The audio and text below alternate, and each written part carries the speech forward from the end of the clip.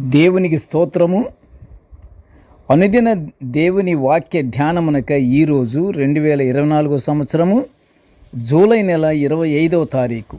ఈరోజు దేవుని ధ్యాన వాక్యము పరిశుద్ధ గ్రంథము నుండి అపొస్తలుడైన పౌలు గారు ఎఫెసీయుల సంఘానికి వ్రాసిన పత్రికలోని మొదటి అధ్యాయము 22వ వచనాన్ని మనం ధ్యానించుకుందాము.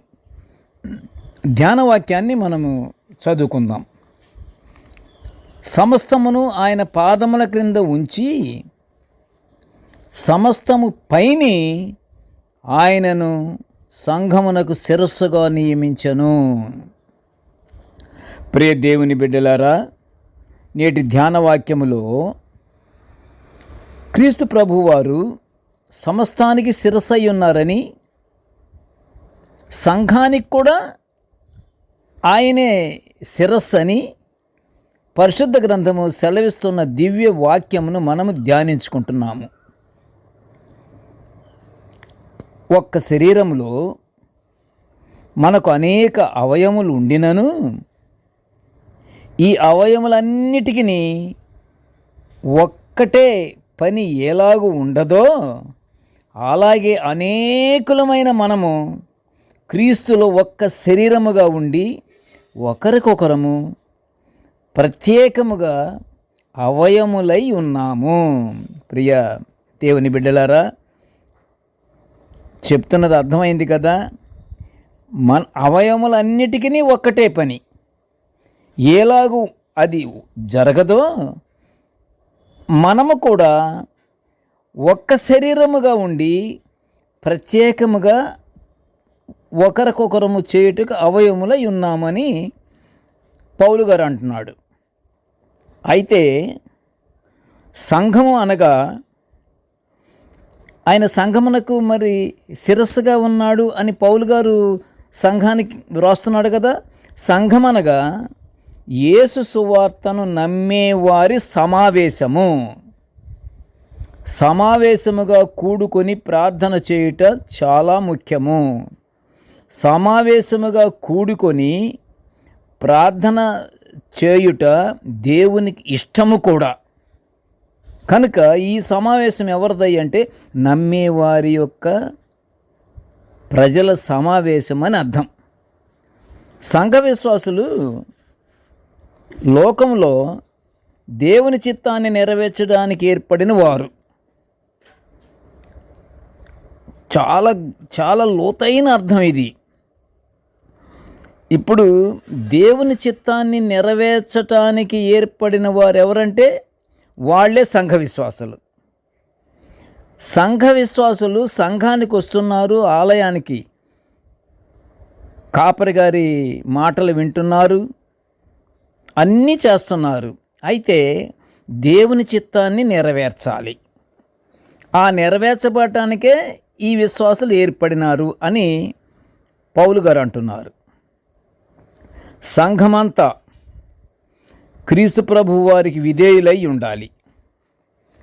ఎందుకని? ఆయన సంఘానికి శిరస్సు అయి ఉన్నాడు.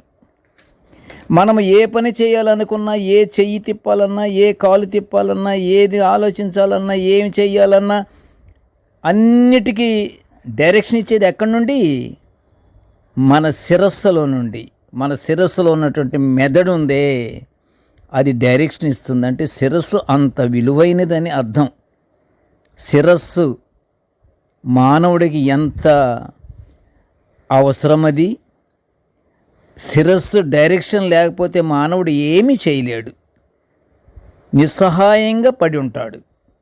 అలాగే సంఘానికి క్రీస్తు ప్రభు శిరస్సు అయి ఉన్నాడని పౌలు గారు చెప్తున్నప్పుడు మరి మనకి శిరస్సులో నుంచి వచ్చే డైరెక్షన్ ఎలాగైతే మనం పాటిస్తున్నామో అలాగే సంఘమంతా కూడా సంఘానికి శిరస్సు అయినటువంటి క్రీస్తు ప్రభు వారి యొక్క మాటలు వినాలి కదా. అందుకని ఆయన చిత్తాన్ని నెరవేర్చడానికి సంఘము ఏర్పడిందన్నమాట. ఆయన చిత్తాన్ని మనం నెరవేర్చాలి. ఎందుకని? సంఘమంతా క్రీస్తు ప్రభు వారికి విధేయులే. విధేయులేమిటి? విధేయులై ఉండాలి. అది స్టాచ్యుటరీ ఆర్డర్. నిజమైన ద్రాక్షవల్లిలోని తీగలు అది అర్థమైందా? ద్రాక్షవల్లిలోని తీగలు గల సంఘానికి యేసు ప్రభు వారు శిరసై ఉన్నారని యోహాను సువార్త 15వ అధ్యాయం 1వ వచనం నుంచి 6 వచనాల్లో వ్రాయబడి ఉన్నది. దైవలేఖన భాగాలు అలా సెలవిస్తున్నాయి. ప్రభువారి నడిపింపులో సంఘము దేవునికి దగ్గరవ్వాలి. దేవుని ప్రజగా చెప్పుకునే సంఘంగా సంఘ విశ్వాసులు క్రీస్తు సైనికులుగా పనిచేయాలి. క్రీస్తు ప్రభువు వారిని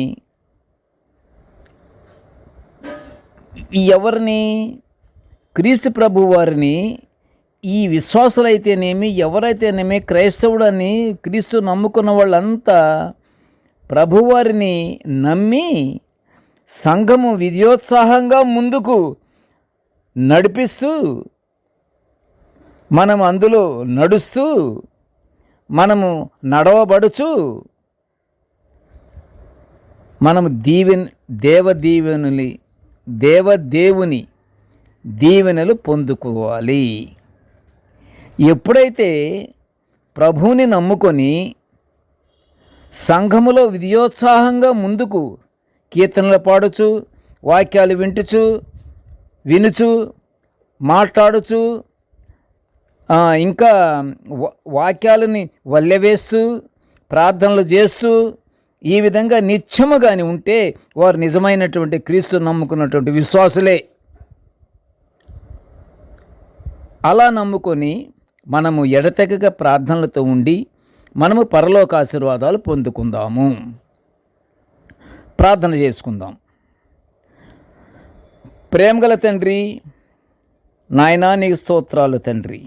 కృపగల దేవా, నీ దివ్యమైన వాక్కులను నిత్యము నాయన మేము ఇలాగ ధ్యానించుకునే ఈ గొప్ప భాగ్యాన్ని మాకు అనుగ్రహించినందుకు నీ ఘనమైన స్తోత్రములు తండ్రి. ప్రభువా, నేటి ధ్యాన వాక్యమని వినుచున్న ప్రతి బిడ్డను ఆశీర్వదించయ్యా. నీకు స్తోత్రములు నాయన. ఏ బిడ్డ ఏ అవసరములో ఉన్నాడో తండ్రి, అవసరాలు తండ్రి నాయన తీర్చమని నీ పాదముల చెంత మొరపెట్టుకొని చుంటున్నానయ్యా. ప్రభువా, నిన్ను నమ్మి సంఘములోని విశ్వాసులమైన మేమందరము నీ మాటలు వింటూ నీకు పాటలు పాడుకొనుచు నీకు ఎల్లప్పుడూ ప్రార్థించుకునే మనస్తత్వము మాకు అనుగ్రహించమని ఈ మనవులన్నీ యేసయ్య పుణ్య నామమున వినయముగా వేడుకొనుచుంటున్నాము తండ్రి. ఆమెన్. దేవుడు మనలందరినీ బహుగా దీవించుగాక. ఆమెన్.